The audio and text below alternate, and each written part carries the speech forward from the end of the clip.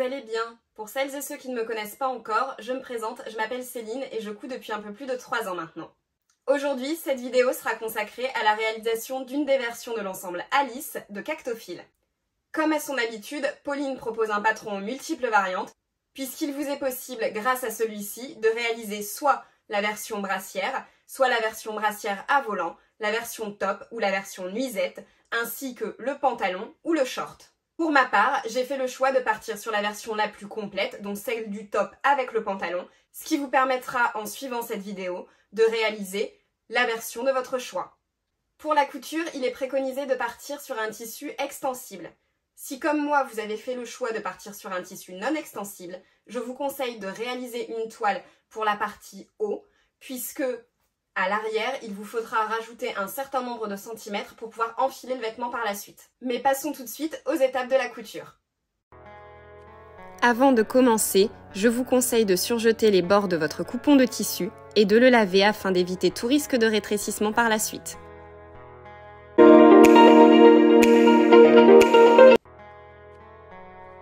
Après avoir lavé et repassé votre tissu, placez celui-ci envers face à vous et positionnez vos pièces comme indiqué sur le plan de coupe.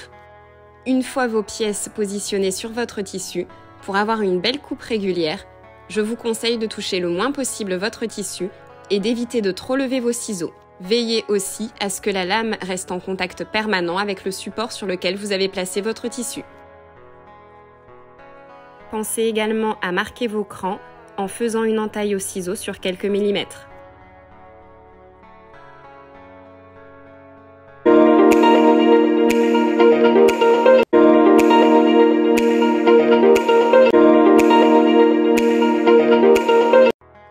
Prenez vos 2 pièces haut et commencez par réaliser vos pinces. Pour cela, placez le bord de votre tissu endroit contre endroit au niveau de la pince, puis à la machine, au point droit, faites un point d'arrêt au début de la couture. Cousez ensuite à 0,5 mm du bord, sans faire de point d'arrêt à la fin de la couture. Au contraire, continuez à faire 2-3 points dans le vide, laissez du fil dépasser avant de le couper, puis venez faire 2-3 nœuds, coupez le surplus de fil et procédez de la même manière pour les 3 autres pinces. Voici ce que l'on obtient une fois retourné sur l'endroit.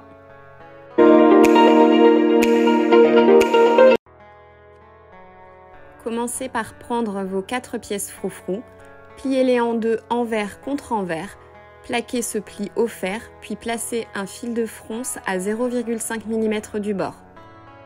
Pour ce faire, laissez dépasser du fil avant votre couture, faites un point droit tout du long, sans point d'arrêt que ce soit au début ou à la fin de votre couture.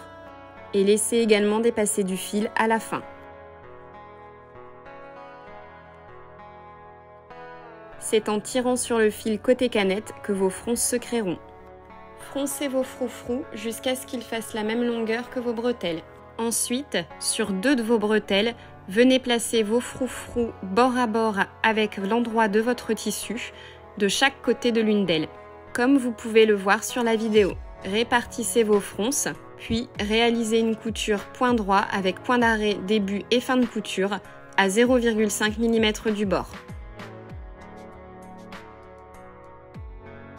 Une fois vos froufrous cousus de chaque côté, venez prendre une autre bretelle, placez-la endroit contre endroit avec celle sur laquelle vous venez de coudre vos froufrous et réalisez une couture point droit, point d'arrêt, début et fin de couture à 1 cm du bord, de chaque côté.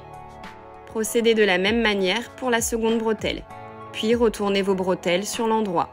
Pour ça, plusieurs techniques s'offrent à vous selon l'épaisseur de votre tissu. La première, à l'aide de l'outil que vous pouvez voir dans la vidéo, que vous insérez dans la bretelle. Grâce au crochet, vous attrapez le bout du tissu, puis vous tirez doucement, ce qui retournera votre tissu. Cela fonctionne surtout sur les tissus très fins.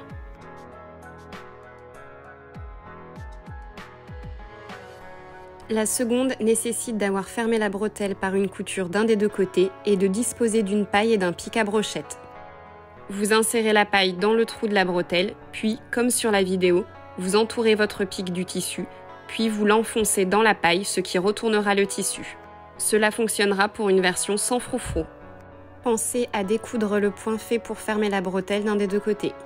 Pour la troisième, celle que personnellement j'utilise toujours mais qui nécessite un peu de patience, Au moment de la couture, il faudra au préalable laisser une ouverture sur un des deux côtés, sur une dizaine de centimètres, et c'est par cette ouverture que vous viendrez retourner votre bretelle.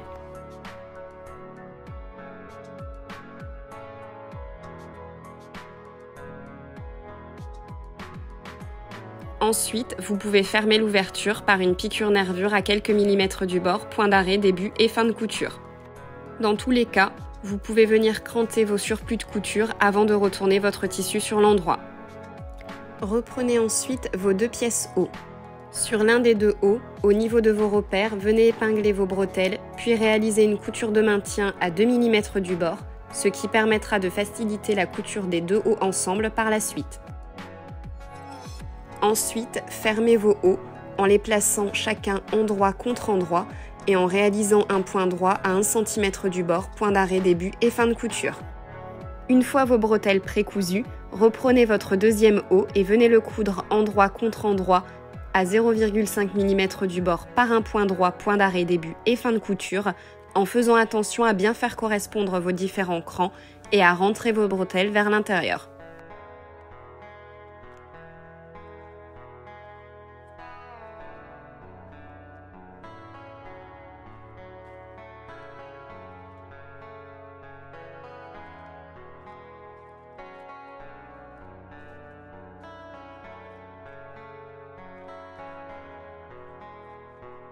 Vous pouvez ensuite retourner cette pièce sur l'endroit.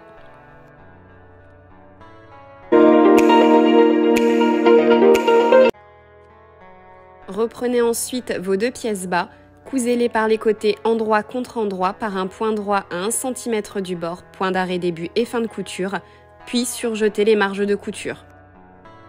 Une fois ces deux coutures réalisées, froncez le haut de la pièce. Je vous conseille de froncer votre pièce en deux temps en vous arrêtant au niveau de la couture côté.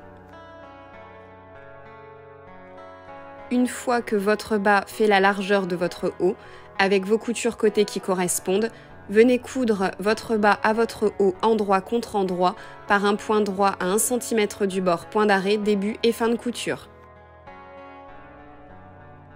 Puis surjetez les marges de couture. Il vous restera à faire votre ourlet.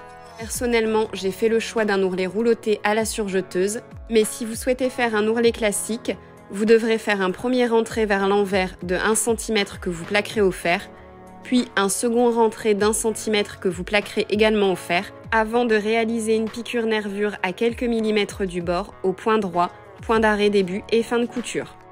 Si vous avez choisi de réaliser la version nuisette, vous avez terminé votre cousette.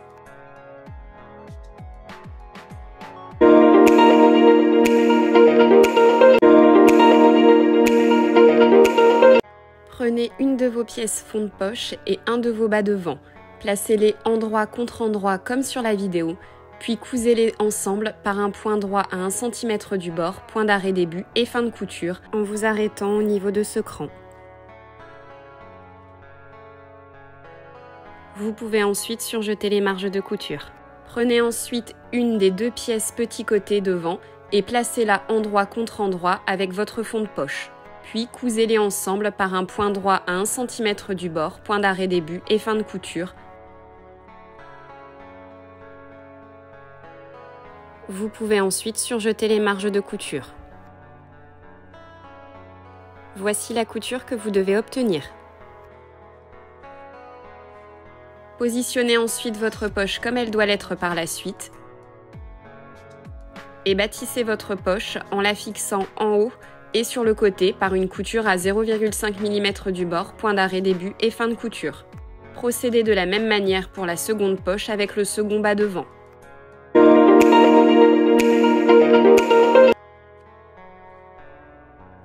Prenez l'une de vos pièces bas devant et l'un de vos bas dos, puis cousez-les ensemble, d'abord du côté extérieur, puis du côté de l'entrejambe, endroit contre endroit, par un point droit à 1 cm du bord, point d'arrêt début et fin de couture, avant de surjeter les marges de couture.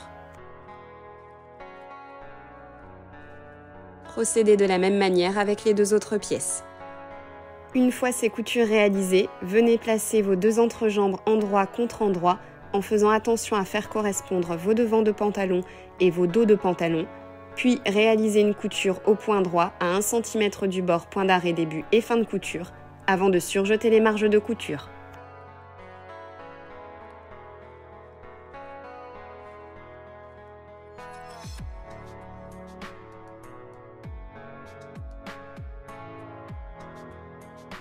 Voici ce que l'on obtient.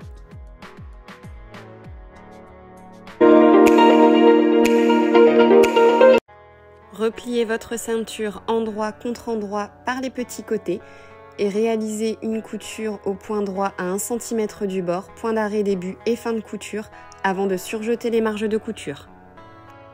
Une fois votre ceinture fermée, placez celle-ci endroit contre endroit avec votre bas de pantalon en faisant correspondre la couture de votre ceinture avec la couture du dos de votre pantalon.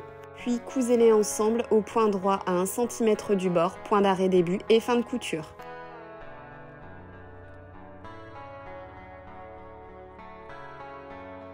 Vous viendrez ensuite plaquer au fer cette couture vers le haut. Ensuite, sur la partie non cousue, venez faire un repli de 1 cm vers l'envers que vous plaquerez au fer. Une fois ce repli réalisé, pliez votre ceinture en deux envers contre envers, de telle sorte que la marge de couture précédente soit cachée.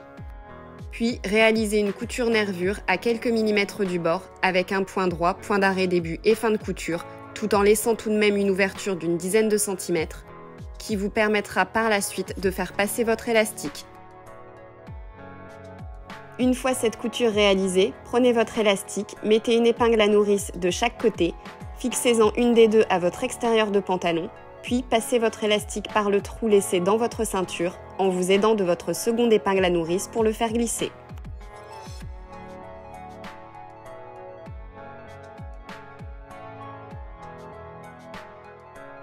Une fois l'élastique ressorti de l'autre côté, placez vos deux côtés d'élastique l'un sur l'autre et cousez-les ensemble par un point zigzag ou un point droit, point d'arrêt début et fin de couture.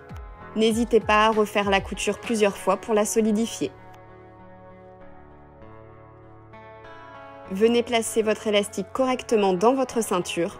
Si vous avez choisi cette option, pensez aussi à venir positionner votre cordon dans votre ceinture. Puis fermez le trou laissé en reprenant votre couture nervure à quelques millimètres du bord, au point droit, point d'arrêt début et fin de couture. Vous restera ensuite à réaliser votre ourlet. Comme pour le haut, j'ai fait le choix d'un ourlet rouloté à la surjeteuse, mais si vous souhaitez faire un ourlet classique, vous devrez faire un premier rentré vers l'envers de 1 cm que vous plaquerez au fer, puis un second rentré d'1 cm que vous plaquerez également au fer avant de réaliser une piqûre nervure à quelques millimètres du bord au point droit, point d'arrêt début et fin de couture. Procédez de la même manière sur la deuxième jambe. Votre ensemble Alice est désormais terminé, j'espère que cette vidéo vous aura plu. N'hésitez pas à liker, commenter et à vous abonner à ma chaîne. Et moi je vous dis à bientôt.